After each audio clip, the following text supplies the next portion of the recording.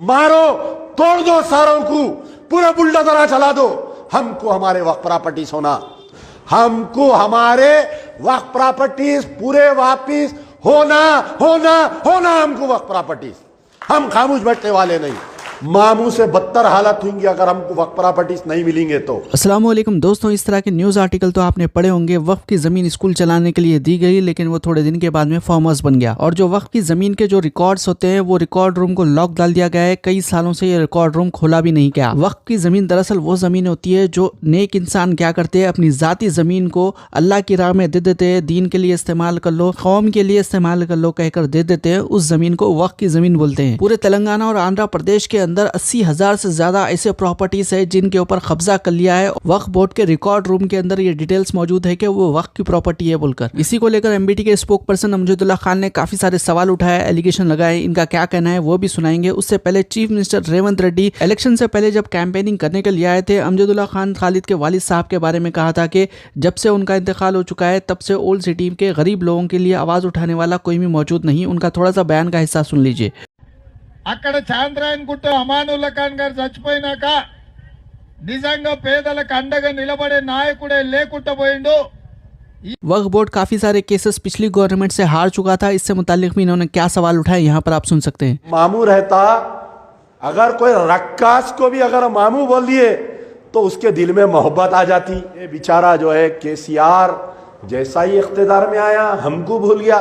ठीक है, चलो जान दो, आप एमबीटी को भूल गए, एमआईएम को गले लगा लिए, हम कुछ नहीं बोले, हम खामोश बैठे। हम पलट के मैं दावे के साथ कह रहा हूं, मेरे कहने पूरे फैक्ट्स एंड फिगर्स है कि जितना जुल्म ये 9 साल में एमबीटी के वर्कर्स पे किया गया पुलिस की तरफ से, ये एमआईएम और बीआरएस की सरकार एक एक मजलिस बचाओ तहरीक के कारकुनों के ऊपर 10-10, 15-15 केसेस बुक किए। मेरे ऊपर तकरीबन 30 केसेस, मजीदुल्लाह खान फरद के ऊपर केसेस। अरे कितना तंग किया गया, चुन चुन के तहरीक के कारकुनों के घरों पे लाइट वालों को भी जाके रेड मारने लगाए। हम 12 बोल रहे थे, 12 बार मैं केटीआर को मैसेज कर रहा था, देखो ये चीज गलत हो रही है, देखो ये चीज गलत हो रही है, देखो ये चीज गलत हो रही है। इख्तिदार के नशे पे धूत थे, इख्तिदार के नशे पे धूत थे। ठीक है, हमको जुल्म किए, हमको भूल गए, मुसलमानों के मसाइल को भी भूल गए। मैं बार बार कहता हूं कि जिस वक्त ये टीआरएस से बीआरएस हुई थी उस वक्त का मेरा ट्वीट निकाल कर पढ़ो। I was the first person, मैं बोला कि KCR is on suicidal path, बोला मैं, और आज वैसे ही हुआ।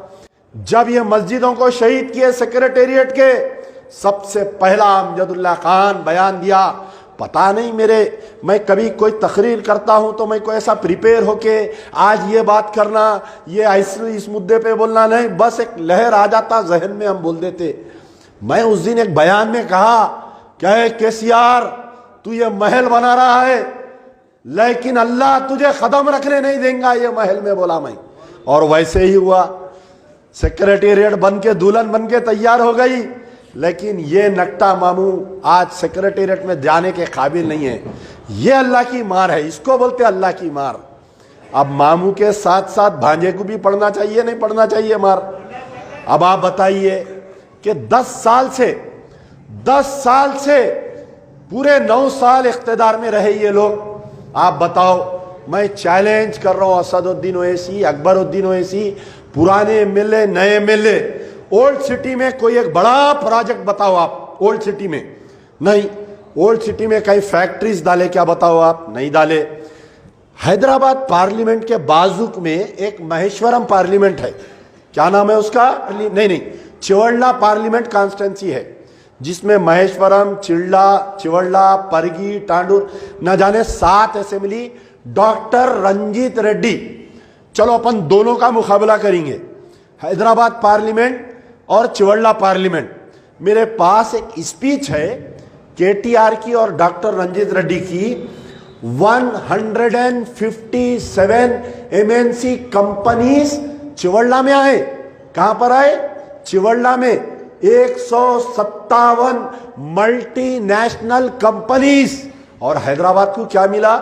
हैदराबाद की जब बारी आई मुर्गी खुड़क हो गई, मुर्गी खुड़क हो गई। हैदराबाद की बारी आई जब पूरे हैदराबाद के 7 असेंबली कॉन्स्टिट्यूंसी में जितने एमआईएम के पट्टे हैं, जितने पालतू है, मैं उन तमाम को चैलेंज कर रहा हूं। मन्नान भाई ऊपर आइए, आप हमारे एक सीनियर कामरेड, आइए ऊपर आइए। तो आपको मैं ये चैलेंज कर रहा हूं कि आप बतलाओ कि कोई एक बड़ी पूरे हैदराबाद पार्लियामेंट में एक कोई एमएनसी कंपनी बताओ जिसमें मुसलमानों को नौकरियां मिले, बताओ आप। चलो 9 साल की बात करेंगे अपन। We will speak on development. छोड़ दो क्या हुआ, तुम मामू के साथ थे, मस्जिदां शहीद हो गए, आप खामोश रहे।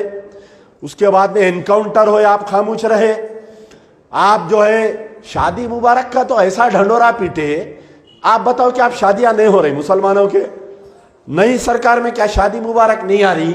लेकिन मैं कई चीज है, अनकरीब मजलिस बचाओ तहरीक का एक डेलीगेशन हमारे रेवंत रेड्डी साहब से मिलने वाला है। ये जो टेमरिस के जो इदारों की बात आई ना, करोड़ों रुपए का स्कैंडल उसके अंदर, करोड़ों रुपए का। टेमरिस में 600 करोड़ का घपला, ये बारिश का जो घपला 500 करोड़ का घपला। अब आइए वक्फ बोर्ड के प्रॉपर्टियों का, मामू जाके लाख डाल दिए। और मामू क्या करे, ये जो लाख कैसा डाले इन्हों, इसके ऊपर क्रिमिनल केस बुक होना। वक्फ बोर्ड इंडिपेंडेंट इदारा है, that is not under the control of state government but that is under the control of central Waqf board. आप पूरे खामोश रहे, एमपी साहब खामोश रहे, एमएलए साहब खामोश रहे, बाकड़े पहलवान खामोश रहे। 6 साल से लाख है। मैं चाहता हूं कि ये पूरे 9 साल में जो वक्फ केसेस हम हारे, वो पूरे केसेस का रेवंत रेड्डी साहब रिव्यू करना, फिर से दोबारा अपील करना सुप्रीम कोर्ट में, हाई कोर्ट में, पूरे वक्फ प्रॉपर्टीज हमको होना। हम खामोश बैठने वाले नहीं, हम आपको इख्तियार दे सकते। अगर हमको हमारे वक्फ प्रॉपर्टीज नहीं मिलेंगे, मुसलमान कल फिर नाराज हो जाएंगे। याद रखो आप, मामू से बदतर हालत होंगी अगर हमको वक्फ प्रॉपर्टीज नहीं मिलेंगे तो। हमको हमारे वक्फ प्रॉपर्टीज पूरे वापिस होना होना होना, हमको वक्फ प्रॉपर्टीज। हम खामोश बैठने वाले नहीं, चाहे वो कोई भी दलाल करे कब्जे में रहो, मारो, तोड़ दो सारों को, पूरे बुलडोजर चला दो, हमको हमारे वक्फ प्रॉपर्टीज होना। मैं परसों निजामाबाद गया था भाई, एक बड़ा कॉम्प्लेक्स बना हुआ है वक्फ प्रॉपर्टी पे, बोमन्ना ब्रदर्स कोई शॉपिंग कॉम्प्लेक्स है निजामाबाद में। मुसलमान प्रेस वाले ठहर के मेरे को बताए, साहब ये हमारी वक्फ प्रॉपर्टी है। आंख से आंसू आ गए देखकर। ये 9 साल में जो वक्फ प्रॉपर्टीज तबाह हुए, पिछले 50 साल में हमारे वक्फ प्रॉपर्टीज तबाह हुए।